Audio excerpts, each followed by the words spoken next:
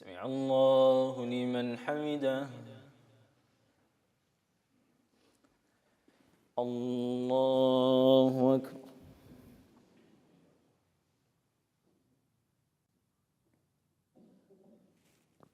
الله أكبر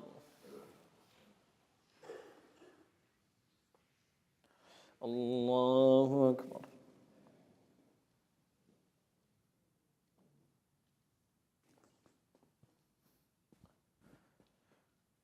الله أكبر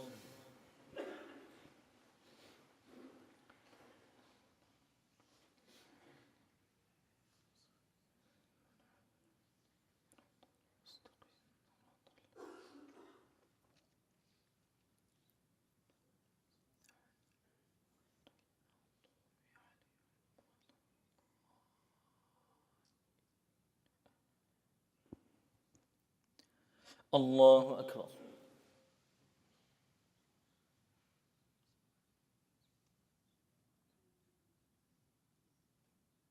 سمع الله لمن حمده الله أكبر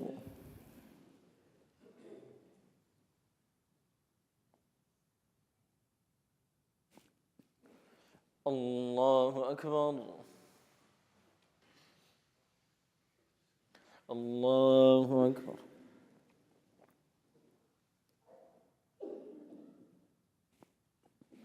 الله أكبر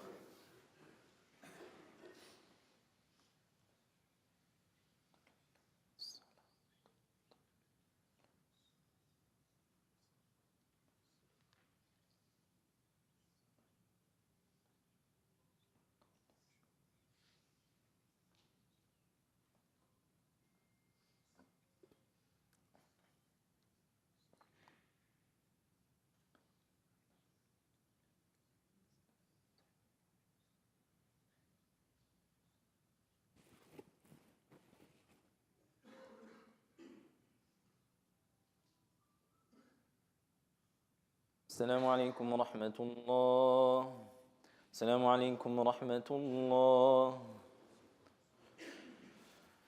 استغفر الله استغفر الله استغفر الله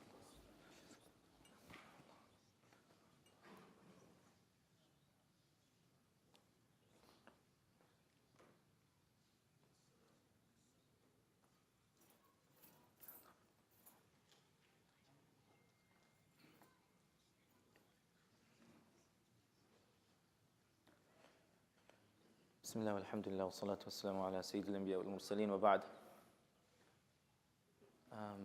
Again, we need to make dua. The same regions that were affected by the earthquake just a week or two ago, there was another high magnitude earthquake that happened today again on the scale of 6.3, if I'm not mistaken. It's a very high magnitude earthquake that happened again today in the exact same region. So, subhanAllah, it's very heartbreaking, and already going through so many challenges, it happening again. It's a reminder for us all to turn back to Allah subhanahu wa ta'ala, to make dua, to remember our brothers and sisters, and do our best to help out in whatever means possible. And as I mentioned last week when the news broke out for the first time, that human beings, us, we're very quick to forget. It's part and parcel of our nature that when something happens, we feel the emotions for maybe a few hours and at best a day or two, but within a week we go back to our normal schedules, right? It's just the nature of how we are. The best example is the pandemic. If you just rewind it back about a year or so, the world was in such a lockdown that for some people it felt like Qiyamah was beginning. You fast forward 1 year, it's as though those 2 years of a quarantine or pandemic never existed. We forget very quickly. They say the word insan, some people say it comes from nisyan, which in Arabic means to forget.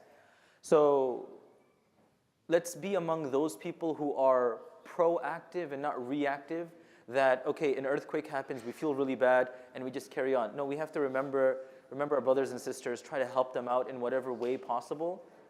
and Syria and Turkey and all other affected regions. But very importantly is for us to kind of take heed ourselves.